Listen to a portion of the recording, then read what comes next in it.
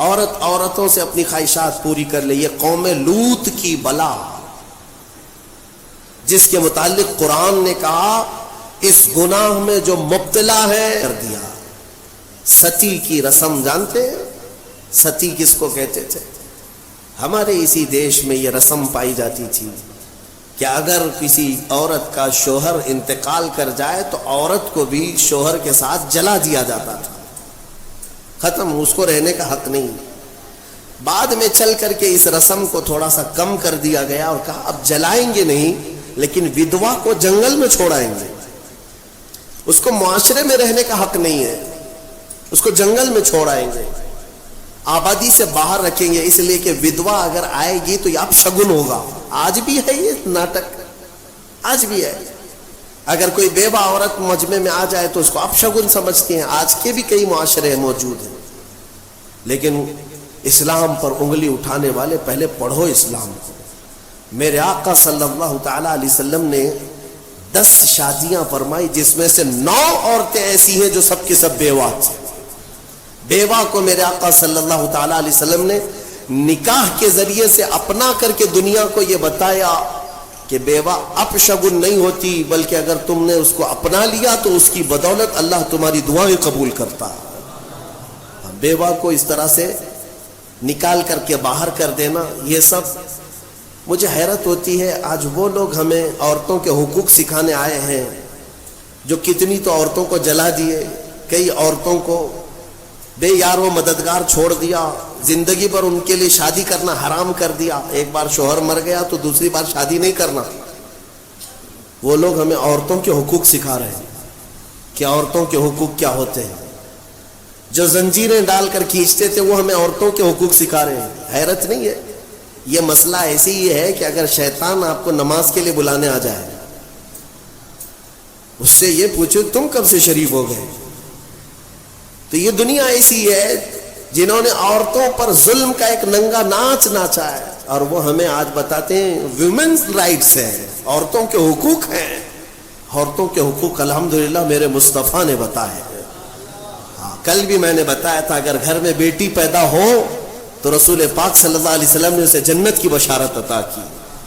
اور پھر اتنا ہی نہیں، کسی خاتون کو ہی تو دیکھیں، اللہ کے حبیب صلی اللہ علیہ وسلم نے بڑی ہو گئی، اگر اس کے بچے ہو گئے تو بچوں کو کہا گیا تیری ماں کے قدموں کے نیچے تیری جنت ہے. الجنت تحت اقدام الامہات، ماؤں کے قدموں کے نیچے جنت بنا دیا. کون ہے اس قدر بلند مقام عورتوں کو؟ کس نے دیا؟ اسلام نے دیا. عورتوں کے حقوق کے سلسلے میں جو واویلا مچاتے ہیں، ایکویلٹی نہیں ہے اسلام میں، برابری نہیں ہے. برابری کا مطلب وہ لوگ یہ سمجھتے ہیں کہ عورت کو کھلے عام آزاد چھوڑ دینا چاہیے، اس پر کوئی پابندی نہیں ہونی چاہیے. باہر نکال کر کے لاؤ، کپڑے اتار کر کے لاؤ، اس کے چھوٹے کپڑوں پر کچھ بھی بات مت کرو. اس کو وہ ایکویلٹی کہتے ہیں، یہ برابری ہے. مرد جب باہر گھوم سکتا ہے تو عورت کیوں نہیں گھوم سکتی؟ ان کا مطلب یہ ہے کہ مرد اگر ایک سے زیادہ عورت سے شادی کر سکتا ہے تو عورت کیوں نہیں کر سکتی؟ یہ بھونڈے اعتراضات ان کے لیے، یہ بے سر و پیر کے اعتراضات سوالات ہوتے ہیں. میں ان کو ایک اچھا مشورہ دیتا ہوں، عورتوں سے برابری کرنا ہے. ظاہر سی بات ہے، برابری ہر چیز میں ہونی چاہیے، ہر چیز میں ہونی چاہیے. عورتوں کے ساتھ برابری کرنے میں شادی کر لو، ایک سال بچہ وہ جنے گی، دوسرے سال تم بچہ جنو. ایک سال وہ حمل کی تکلیف اٹھائے گی، دوسرے سال تم حمل کی تکلیف اٹھاؤ. بھائی ساری تکلیفیں عورت کو ہی کیوں؟ ہو سکتا ہے یہ پاسبل ہے. تو تمہیں پتہ ہونا چاہیے کہ ہر مخلوق کی اللہ نے کچھ خصوصیات رکھی ہیں. مرد کی اپنی خصوصیات ہے، عورت کی اپنی خصوصیات ہے. ان کی بناوٹ میں بھی اللہ تبارک و تعالیٰ نے فرق رکھا ہے. مرد کے ہاتھ عورت کے ہاتھ کی طرح نہیں، مرد کا جسم عورت کے جسم کی طرح نہیں، ساری چیزوں میں فرق موجود ہے. اسی لیے قرآن نے مردوں کو کمانے کا حکم دیا اور عورت کو امور خانہ داری اور بچوں کی تربیت کا حکم دیا. جس کی جیسی کیٹیگری ہے ویسے اسلام نے حکم دیا. اس چیز کو لے کر کے یہ اسلام پر اعتراضات کرتے ہیں. آج پاکستان کی سڑکوں پر کچھ عورتیں بینر لے کر کے اتری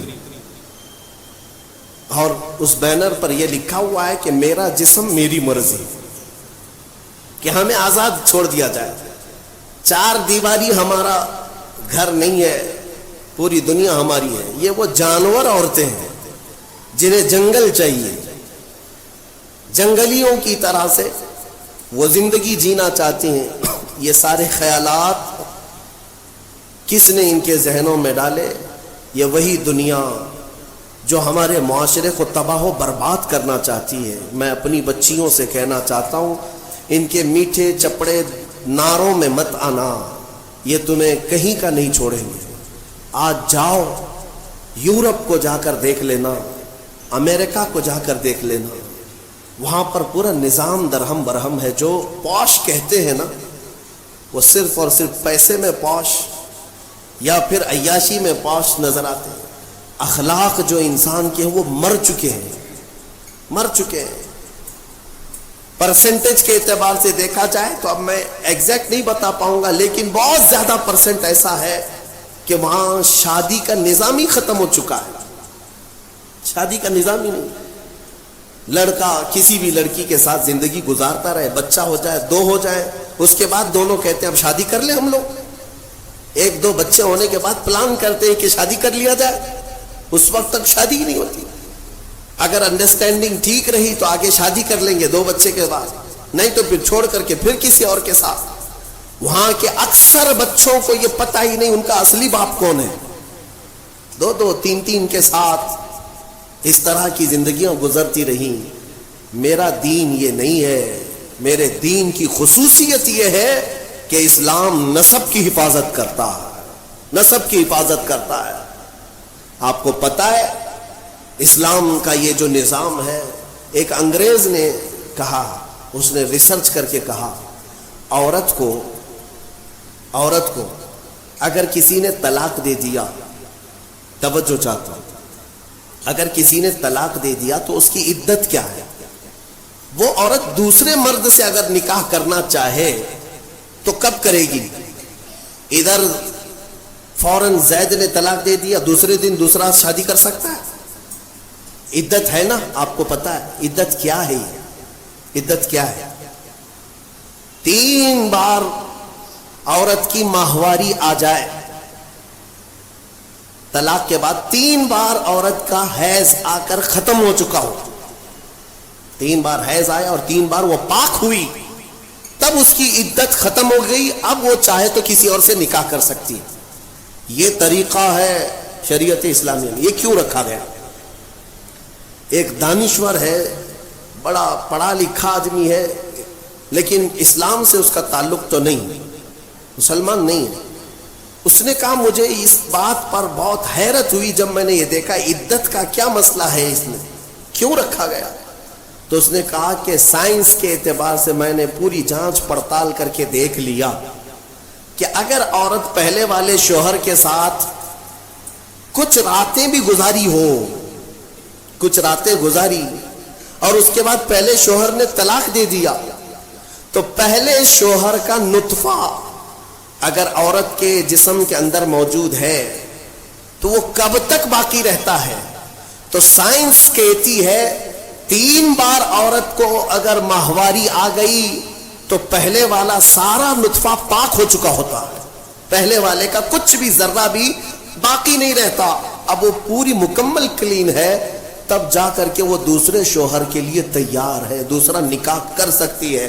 میرے عزیزوں، یہ میں نہیں کہتا، غیروں نے جو پڑھا ہے وہ کہتے ہیں کہ اسلام نے یہ عدت کا جو نظام رکھا ہے وہ صرف اس لیے کہ آنے والا بچہ اس کے نسب میں کوئی اختلاط نہ ہونے پائے، نسب میں کوئی اختلاط نہ ہونے پائے، عورتوں کی بھی حفاظت اور بچوں کی بھی حفاظت۔ الحمدللہ مجھے فخر ہے اس بات پر کہ دین اسلام نے یہ پاکیزہ نظام رکھا ہے، پاکیزہ نظام۔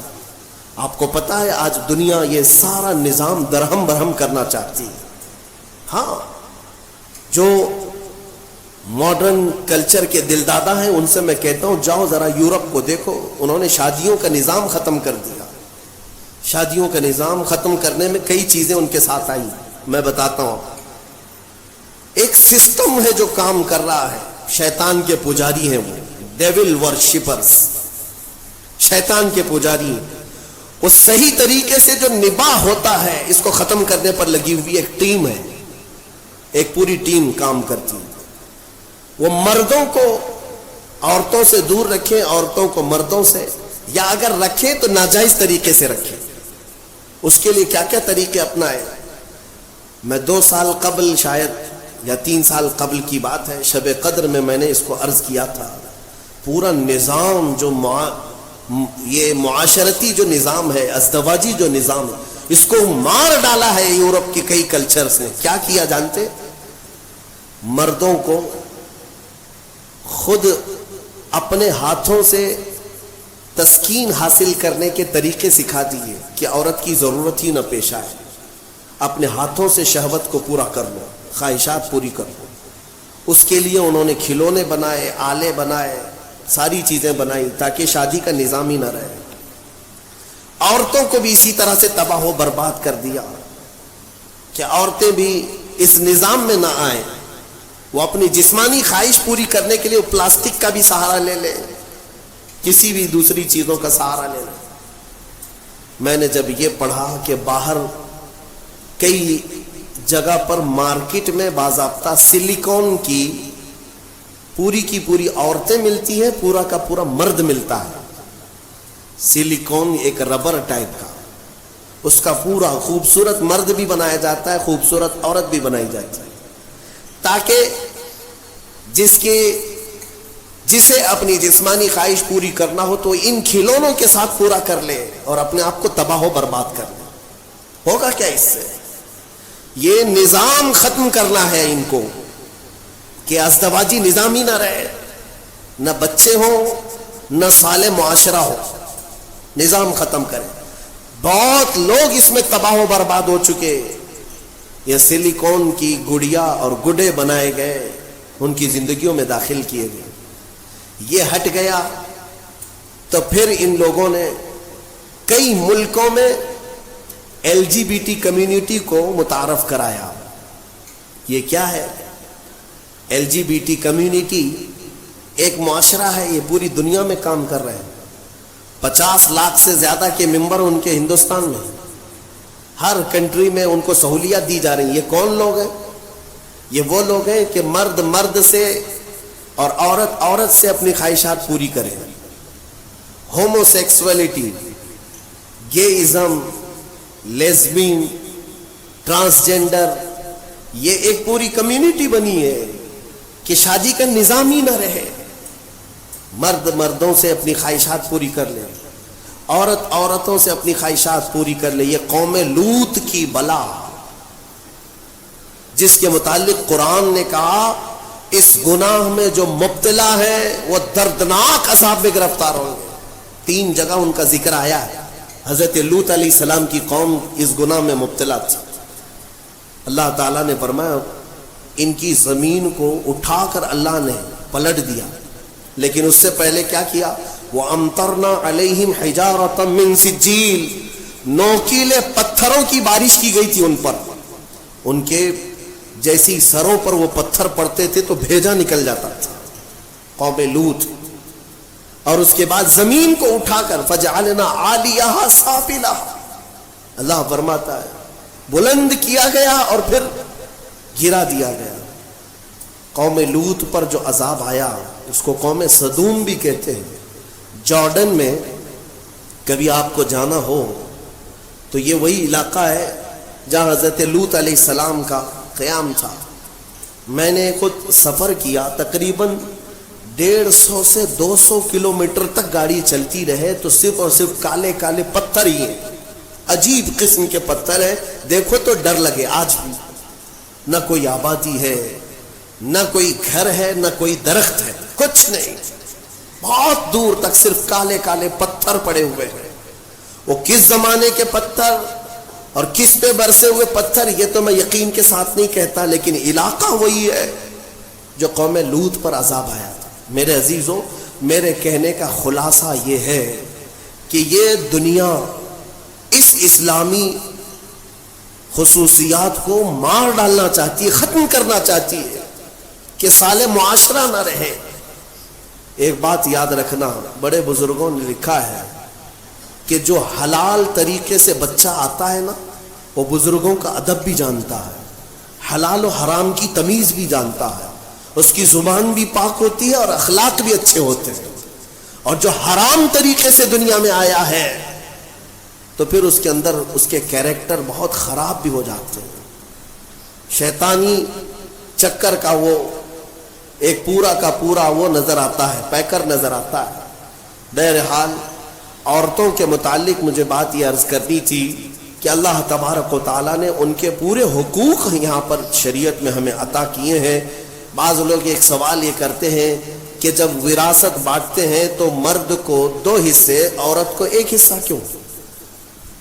آپ نے سنا ہوگا نا کہ عورت کو آدھا، مرد کو 1۔ یا تو اس کا دوسرا معنی ایسے ہی ہے کہ اگر کسی باپ کا انتقال ہوا، اس کے گھر میں 2 بیٹے اور 2 بیٹیاں تھیں، 2 بیٹے 2 بیٹیاں تھیں، تو مال کیسے تقسیم ہوگا؟ 3 حصوں میں تقسیم ہوگا۔ ایک حصہ دونوں بیٹوں کو دیا جائے گا اور 1 حصہ جو بچا ہے وہ آدھا آدھا لڑکیوں میں دیا جائے گا، آدھا آدھا دونوں لڑکیوں کو دیا جائے گا۔ یعنی 4 اولاد تھی تو 3 حصوں میں بٹا جائے گا، 1 حصہ لڑکے کو اور آدھا آدھا لڑکی کو۔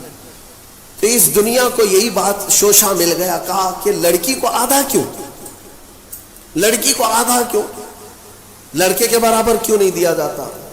انہیں پتہ نہیں اسلام نے ان خواتین کو اور بھی کہاں کہاں حصے رکھے ہیں۔ یہ لڑکی کا باپ کی طرف سے ملنے والا آدھا حصہ ہے، یہ اپنے بھائی کے برابر نہیں، آدھا۔ لیکن جہاں یہ نکاح کر کے جاتی ہے اس کے شوہر سے بھی اس کو وراثت دی گئی ہے، عورت کو اس کے شوہر کے گھر سے بھی وراثت ہے، باپ کے گھر سے بھی وراثت ہے۔ یہ دنیا کہتی ہے کہ ہم نے عورتوں کے حقوق مارے ہیں، تم وراثت کے احکام پڑھے کہاں ہو، معلوم کہاں ہے؟ عورتوں کو مکمل پورے تحفظات کے ساتھ شریعت نے حقوق عطا کیے۔ بہرحال اللہ تبارک و تعالی ہمیں سمجھ عطا فرما ہے۔ یہ سورہ نساء کے متعلق جو باتیں تھی وہ عرض کیا۔ ایک بات میں آپ کو بتا دوں، قرآن پاک نے فرمایا وَإِنْ خِفْتُمْ شِقَاقَ بَيْنِهِمَا۔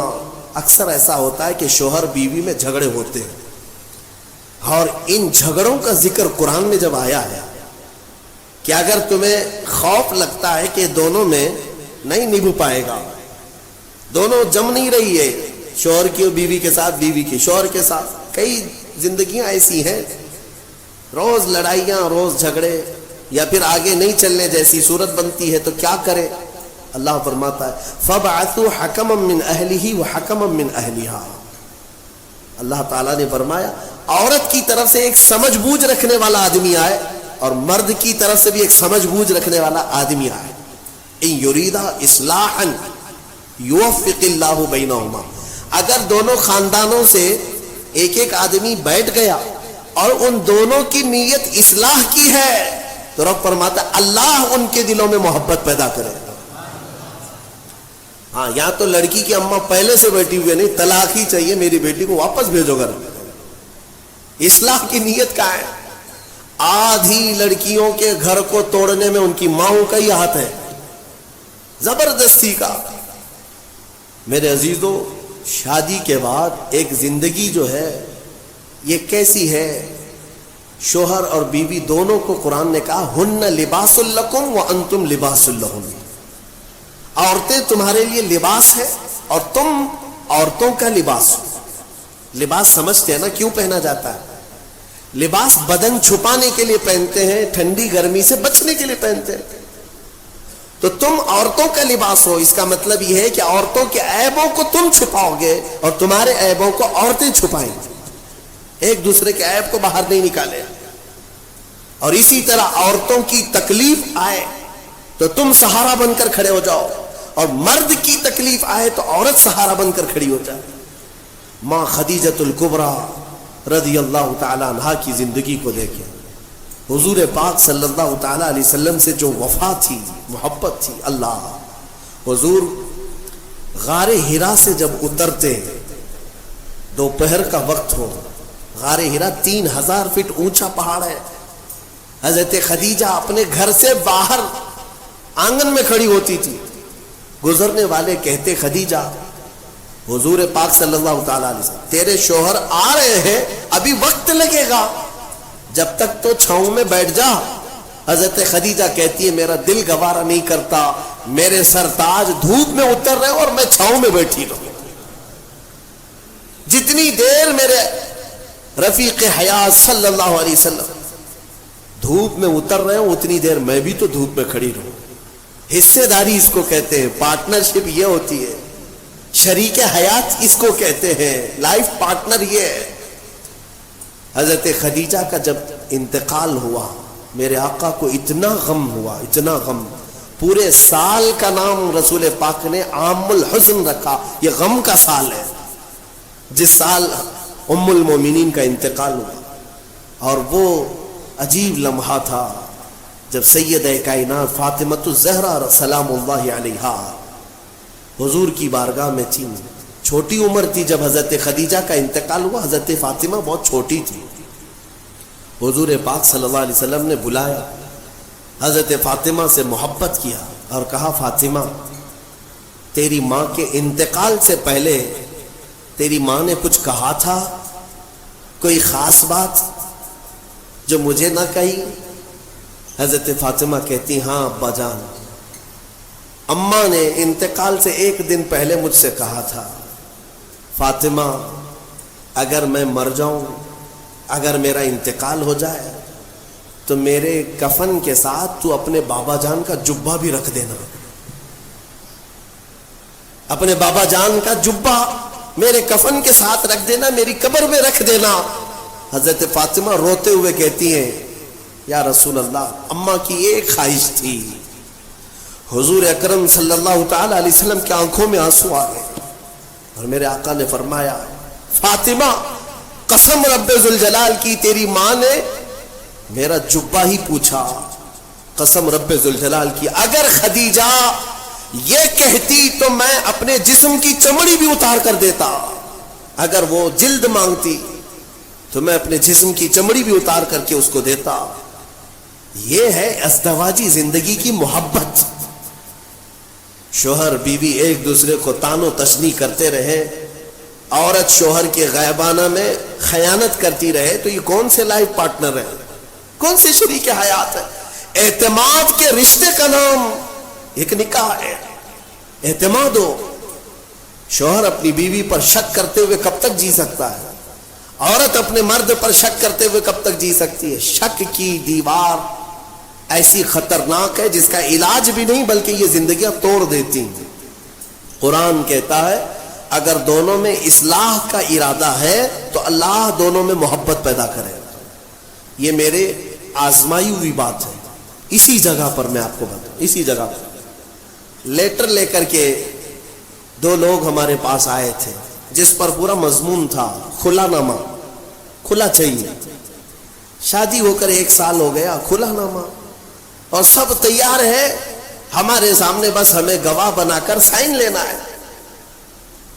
ہم نے جانچ پڑتال کی کہ 1 سال کے اندر ایسا کیا دیکھ لیا کہ کھلا کے لیے آ گئے ایک دوسرے کو. بس کچھ بھی نہیں ہے. عورت جب بھی کچن میں جاتی ہے تو اسے کچھ تکلیف ہوتی ہے, اور ہماری اماں کہتی ہے کہ اس پہ اثرات ہیں, جنات ہیں, اس پہ آسیب ہے, گھر میں کہاں اس کو رکھیں گے. تو میں نے یہی کی بات ہے, مجھے یاد ہے, اس نوجوان سے کہا کہ تمہاری اماں سے پوچھو اگر میں اس کے جنات نکال دوں تو کیا رکھو گے, یہ کھلا ختم کرو گے؟ کہا ٹھیک ہے, کہا میں 40 دن کا ٹائم لیتا ہوں, مجھے وقت دیا جائے, میں نکالتا ہوں. تو پھر مسئلہ صرف اتنا تھا وہ جنات کیوں آتے تھے, آسیب کیوں آتے تھے. ہم نے علاج بھی کیا, جو دعا کا علاج ہے وہ اپنی جگہ پر, لیکن جب کسی سے محبت کے ساتھ حقیقی مسئلہ پوچھ لیا جائے تو بتا دیتے. لڑکی کو کام کرنے آتا نہیں تھا, نہیں شادی ہوئی تھی, سیکھا کچھ بھی نہیں تھا, کچن میں جاتی تھی تو ہاں ہو کرتی تھی کہ کسی طرح سے میں روٹی بنانے سے بچ جاؤں, کچھ تو ہو جائے. لیکن اس کی اس حرکت کی وجہ سے سارے گھر میں لگا کہ جنات ہے اس پہ آسے میں تنبیہ کیا کہ کام سیکھ لے 1 مہینے کے اندر. کب تک اس طرح ہا ہو سے زندگی چلے گی؟ خلا سے بہتر ہے کہ زندگی محبت کے ساتھ گزرے. ہو سکتا ہے نصیحت کام آ گئی, 1 مہینے کے بعد دونوں واپس آئے اور اس خلا ناموں کو ہمارے سامنے پھاڑ دیا. کہا نہیں, دونوں میں اتفاق ہے, ہم رہ سکتے ہیں. آج تک الحمدللہ وہ جوڑا سلام. اصلاح کی اگر نیت ہو, قرآن کہتا ہے کہ دونوں میں اللہ محبت خود پیدا کرے گا. توڑنے کے لیے سب سے پہلے بیٹھے ہوئے ہیں, سب سے پہلے توڑنے کا ارادہ ہے. عزیزان گرامی, اب یہاں چلتے ہوئے میں ایک بات اور بھی بتا دوں. ازدواجی زندگی ایک چیلنج ہے مردوں کے لیے بھی. میں کہتا ہوں کبھی کبھار شادی کرنے کے بعد جو ہے مرد رکشہ بن جاتا ہے. 3 ٹائر والا رکشہ ہوتا ہے. رکشے میں 3 ہی ٹائر ہوتے ہیں, ایک طرف ماں ہوتی ہے, ایک طرف بیوی ہوتی ہے. رکشے والے کو معلوم ہونا چاہیے زور سے اگر گھمائے گا تو پلٹی ہوتی ہے, اس کو گھمانا نہیں چاہیے بہت تیزی سے. تیزی سے اگر رکشہ گھمایا تو یا تو ادھر پلٹی ہوگا یا ادھر پلٹی ہوگا. تو اتنی بات یاد رکھو, رکشہ چلانے والوں سے پوچھ لو کیسے گھمانا چاہیے, کیسے چلنا چاہیے. تو آپ بیلنس برقرار رکھو اپنی ماں اور بہنوں میں اور اپنی بیوی میں, دونوں میں. عورتیں ہیں, عورتوں کا مزاج ہے, ان کی فطرت میں ہے, ایک دوسرے کے ساتھ ان کے معاملات ہوتے ہی رہتے ہیں. آپ کو میں کیا بتاؤں, حضور پاک صلی اللہ تعالی علیہ وسلم کی 10 بیویاں ہیں. میرے آقا نے ان کے درمیان کیسے عدل قائم رکھا, کیسے عدل قائم رکھا. تو بہرحال ازدواجی زندگی ایک چیلنج ہے, اور جس نے صبر کر لیا اس پر اجر بھی ہے, اس پر اجر ہے. حضور پاک صلی اللہ تعالی علیہ وسلم کی حدیثوں کا ایک مفہوم یہ بھی ہے کہ عورت ٹیڑھی پسلی سے پیدا کی گئی, اسے تم پورا سیدھا کرنے کی کوشش نہ کرو ورنہ یہ ٹوٹ جائے گی. تم اسے فرشتہ دیکھنا چاہتے ہو, عورت کو ہر مرد یہ چاہتا ہے اتنی پاک ہونا چاہیے, اتنی پاک ہونا چاہیے, خود ناپاک رہے چلے گا. عورت بھی انسان ہے, اس کو اسی اعتبار سے رکھا جائے. وہ جس قدر تمہاری فرمان بردار ہے بہت ٹھیک ہے. اچھا, اور ایک حدیث میں آپ کو بتاؤں, دنیا میں اگر اللہ تبارک و تعالیٰ نے دنیاوی نعمتوں میں سب سے اچھی نعمت اگر کسی کو دیا تو وہ کیا ہے؟ بڑا گھر کسی کو ملا نعمت ہے, دولت ملی وہ بھی نعمت ہے, اولاد ملی وہ بھی نعمت ہے. لیکن میرے آقا نے فرمایا اگر کسی کو نیک بیوی مل گئی تو اللہ کی سب سے بڑی نعمت ملی ہے. آدھی دنیا اس کو مل گئی, آدھی دنیا. اور اگر نیک نہیں ملی تو آدھی جہنم تو یہی ہو گئی ہے. ہاں, سارا کا سارا اس کا نظام ٹھپ ہو جاتا ہے. ایک حکیم صاحب کے بارے میں نے پڑھا تھا, وہ آپ کو بھی میں بتا دوں. اکثر گھروں میں جو جھگڑوں کی ابتدا ہوتی ہے یہ زبان کی, عورتوں کی زبان کینچی کی طرح چلتی رہتی ہے. وہ کچھ عورتیں یہ عہد کر کے بیٹھی ہیں کہ جواب تو دینا ہی ہے, جواب تو دینا ہی ہے, چپ کیوں رہے. شوہر بولتا ہے تو کچھ تو جواب دینا ہے. شام میں آتا ہے تھکا ہارا, کچھ بھی 19-20 ہوا تو جھگڑے شروع ہوئے. دن بھر جو ٹریننگ ملی ہے اماں کے طرف سے, فون میں پورا سب ٹریننگ لے چکی ہے, شام میں جو ہے کیا کیا بولنا ہے وہ سب پتہ ہے. اسی لیے میں اپنی بچیوں سے کہتا ہوں اگر نکاح کے بعد سسرال میں جا چکی تو اسی کو اپنا گھر سمجھ لو. تمہارے شوہر کے ماں باپ تمہارے ماں باپ ہیں, تمہارے شوہر کی بہنیں اور بھائی تمہارے بھائی بہن ہیں. اس کے بعد ایک مٹھاس تم محسوس کرو گے. ایک حکیم صاحب کے بارے میں, شوہر بیوی بہت لڑ رہے تھے, جہنم بن گئی زندگی. اس نے آ کر کے کہا کہ جتنا پیسہ لگتا ہے لے لیجئے, میرا علاج کر دیجئے اس عورت کا. کام مہنگا ہے علاج, 40 دن کا کورس ہے, میں دوائی بناتا ہوں اور پھر دونوں کو بھی دیتا ہوں. اگر دوسری نہیں لے تو کم سے کم تو لے لے, 40,000 کا خرچہ بھی ہے. کہا چلے گا. اس کی زبان سے تو بہتر ہے 40,000 خرچہ کر لو. روز جو चपड़ चपड़ चपड़ जो चलती है, पूरा दिमाग इधर का उधर हो जाता है। तो उन्होंने कहा ठीक है, मैं दवा बनाता हूँ और उसके बाद उसका तरीका इस्तेमाल का भी बताता हूँ। दूसरे दिन वो पैसे भी भर दिया एडवांस। उन्होंने दवा भी बनाकर रखी, गोलियां थी जड़ी बूटियों की। कहा कि 2 गोलियां रोजाना रात को लेना है, शोहर बीवी के ताल्लुकात सही करने के लिए, झगड़े सही करने के लिए। वो नहीं कह रहा हूं कि मैं माजून लेना है, ये अलग है। झगड़ा ना होने के लिए भी दवा दे रहे थे हकीम साहब। तो उसका तरीका ये था कि मुंह में गोली रखकर 1 घंटा तक चूसना है और खामोश रहना है, जैसे घर में जाए। तो इनको तरीका दे दिया, 2 गोलियां ये जैसी रात को घर जाते हैं मुंह में रखे बैठे रहते हैं। खातून आग बगोला रहती, इतना लेट, सबकी फिक्र है हमारी ही नहीं है। दोस्तों के साथ, फला के साथ इतना टाइम किए, कहां गए? कुछ भी जवाब नहीं, गोली मुंह में है। जवाब देता तो जवाब का जवाब आता, फिर जवाब का जवाब इधर से होता। अब मजबूर था बेचारा, गोली थी, उसको जितना चिल्लाना था चिल्लाइए। कहा कि ठीक है, मैं भी देख रहा हूं मुझे इस तरह से निगलेक्ट कर रहे हो, मैं कोई इंसान नहीं हूं, मेरे से बात भी नहीं कर रहे हो। 2 घंटे के बाद तो वो तो वैसे ही शांत हो चुकी थी, गोली भी पिघल चुकी थी। लेकिन जब शांत हो गए तो रात अच्छे से गुजर गई। दूसरे दिन फिर रात को आए, फिर मुंह में गोली थी। आज फिर वो चिल्लाने लगी, लेकिन औरत को शक होने लगा कि अचानक ये सुधर कैसे गया। दोनों रात को झगड़ा करते ही थे, लेकिन कल से देख रही हूं जवाब भी नहीं दे रहा, कुछ भी बोल रही जवाब नहीं दे रहा। तो खामोश रही, थोड़ा ही आज चिल्लाई, उसके बाद उसको डर लगने लगा कि कहीं तबीयत खराब हो गई। तीसरे दिन फिर गोली रख करके आए। औरत ने आज चिल्लाया तो उसे सीरियस लगने लगा कि आज भी जवाब नहीं दे रहा, इसका मतलब तबीयत खराब है। करीब आई और कहा, अरे मेरे सरताज बताओ तो सही, क्या तकलीफ है आपको? 2 दिन से बिल्कुल मुंह चुप करके बैठे हो घर में, रौनक खत्म हो गई घर की, कुछ तो बोलो। कहा ना, गोली है मुंह में। काफी देर तक, 1 घंटा 2 घंटा, तो तीसरे दिन जो है जब बात ही नहीं किया, खामोश, तो औरत की तबीयत बेकरार हो गई सीधे। देखिए मैं आपको बताता हूं, ये झगड़े होते हैं लेकिन मोहब्बत अंदर रहती है। मुसल्ला बिछा करके अल्लाह की बारगाह में दुआ करने लगे कि मौला मेरे शोहर को सही कर दे, अगर उसकी तबीयत खराब है तो तू शिफा दे दे।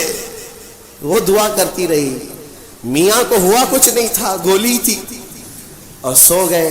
चौथे दिन वो पैर पकड़ कर बैठी, बताओ तो सही, पैर दबाऊं कि सर दबाऊं, क्या खिदमत करूं, क्या खाना पसंद करोगे, मीठा लोगे, फला क्या बनाऊं तुम्हारे लिए? शोहर को लगा हकीम साहब की दवाई तो बहुत काम की है, बहुत काम की है। 3 दिन के अंदर मिजाज बदल दिया। गोली मैं खा रहा हूं, असर भी बेगम को हो रहा। फिर उसके बाद हकीम साहब के पास पैसे पूरे लेकर के गए। कहा कि 3 दिन में ही गोलियां बहुत असर दिखाई है, 40 दिन के कोर्स में पता नहीं और क्या होना है, आप पूरे पैसे ले लें, आपका बड़ा एहसान है। घर शांत हो गया, मेरी बीवी मेरी मोहब्बत में पागल है, जो मेरी मर्जी है वो करने को तैयार है। हकीम साहब से पूछा कि इतना लाजवाब इलाज आपके पास आया कैसे, कौन सी जड़ी बूटियां हैं, कौन से पहाड़ से ले आए हो? हकीम साहब ने कहा, बेवकूफ, कुछ नहीं, मैदे के आटे की गोलियां हैं, कुछ भी नहीं है इसके अंदर, मैदे के आटे की गोलियां बनाकर। बात सिर्फ मुझे इतनी इलाज करना था कि दोनों में से किसी एक का मुंह चुप हो जाए, इलाज वैसे ही हो जाएगा। इन हकीमों ने हिकमत के जरिए से जो इलाज किया, ये लतीफा नहीं है, ये अक्सर जिंदगियों की हकीकत है। मैं तुम्हें हंसाने के लिए कोई लतीफा नहीं बोलना चाहता, बल्कि जिंदगियों में दाखिल हो करके देखो कि ये इब्तिदा सिर्फ जवाब दर जवाब से होती है और तलाक तक पहुंचती है। कितनों को जाकर हमने कोर्ट में देखा है, ایک طرف شوہر ایک طرف بیوی ہے، ایسے لوگوں کے سامنے سر جھکائے کھڑے ہیں انصاف کے لیے. یہ زندگیاں کیوں اس طرح سے ناکارہ ہو گئیں؟ اس کی وجہ یہی ہے کہ انا آ گئی، غرور ہے، تکبر ہے. قرآن کے اس فرمان پر عمل کرو. اللہ تعالیٰ نے فرمایا اگر اصلاح